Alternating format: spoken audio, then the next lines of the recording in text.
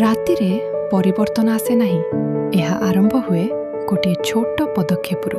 ଆଶା ଦିଗରେ, ସମ୍ପର୍କ ଦିଗରେ, ଗ୍ରାମୀଣ ଓ ଆଦିବାସୀ ପରିବର୍ତ୍ତନ ଦିଗରେ। ଗୋଟିଏ ସାଂସ୍କୃତିକ ସମ୍ମିଳନ, ଗୋଟିଏ ସମୁଦାୟର ଏକତ୍ରୀକରଣ, ଗୋଟିଏ ଆନନ୍ଦମୟ ମୁହୂର୍ତ୍ତ ଯାହା ଛାଡ଼ିଯାଏ ଦୀର୍ଘସ୍ଥାୟୀ ପ୍ରଭାବ।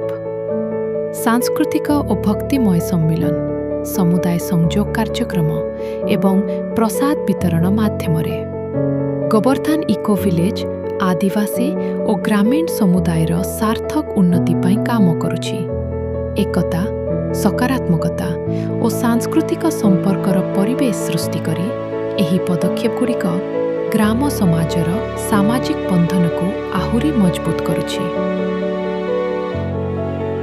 ଗତ 20 ବର୍ଷ ଧରି ଏହି ଛୋଟ କିନ୍ତୁ ସାର୍ଥକ ପ୍ରୟାସଗୁଡ଼ିକ 150ରୁ ଅଧିକ ଗ୍ରାମକୁ ପହଞ୍ଚିଛି ଏବଂ 80 ଲକ୍ଷରୁ ଅଧିକ ପ୍ରସାଦ ପ୍ଲେଟ୍ ବିତରଣ କରାଯାଇଛି।